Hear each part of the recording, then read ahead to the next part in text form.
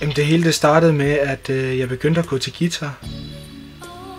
Og altså, jeg troede jo ikke, der var mere i det, end at jeg bare skulle lære musik.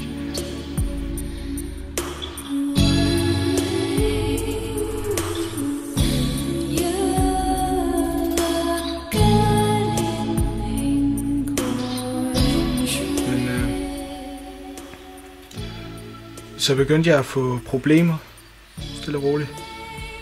Med, nogen synes nok, det er et luksusproblem, men det er faktisk blevet et ret stort problem, og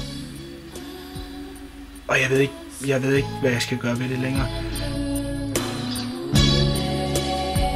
Det er, jeg bevæger mig uden for døren, og så begynder, så ved de alle de ved bare, at man er begyndt til guitar. De kan nærmest mærke det på en, og piger, de begynder bare at...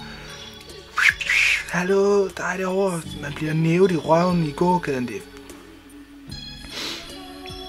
Og jeg ved ikke, hvad jeg skal... Altså, jeg føler mig bare som et stykke kød efterhånden. Ej, det lød lidt sjovt, da jeg sagde det der, men ja.